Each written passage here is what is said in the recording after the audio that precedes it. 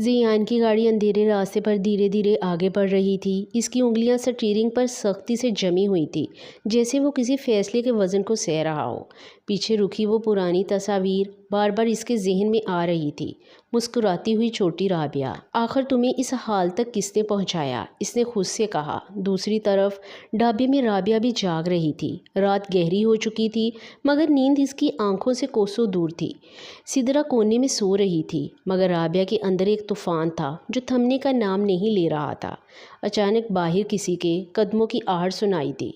राबिया फ़ौरन खड़ी हो गई। कौन है? इसने सख्त आवाज़ में पूछा। खामोशी, फिर हल्की सी खटखटाहट। दरवाज़ा आहिस्ता से खुला और एक लिफाफा अंदर फेंक दिया गया।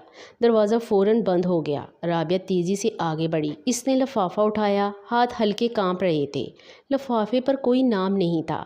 इसने जैसे ही इसे खोला, इसकी आंखों के सामने एक तहरीर थी। ये लड़ाई तुम्हारे बस की नहीं। राबिया, अपने वालिद की हकीकत जान लो तो सब बदल जाएगा। राबिया के चेहरे का रंग बदल गया। मेरे अब्बू की हकीकत क्या? इसी लम्हे बाहर गाड़ी रुकने की आवाज़ आई।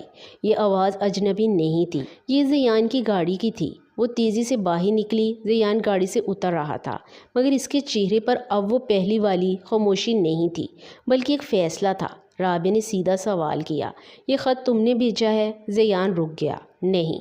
एक लम्हा खामोशी, फिर इसने आहिस्ता से कहा, मगर मुझे मालूम है ये किसने भेजा है, और ये खेल अब शुरू हो चुका है। राबिया ने सख्ती से कहा, कौन सा खेल? और तुम मुझे क्या पूछवा रहे हो? ज़ियान ने इसकी आंखों में देखा और पहली बार इसकी आवाज़ भारी हो गई।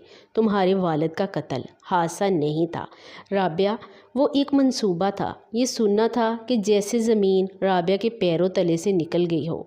झूठ, इसने हल्की आवाज़ में कहा। मेरे अब्बू को दुश्मनी में मारा गया था। ज़ियान ने एक कदम आगे बढ़ाकर कहा, दुश्मनी सिर्फ पर्दा था, असल में कोई और ताकत थी जो सब कुछ कंट्रोल कर रही थी, और अब तुम तक पहुंच चुकी है। दूर कहीं एक गाड़ी के इंजन की आवाज़ उभरी।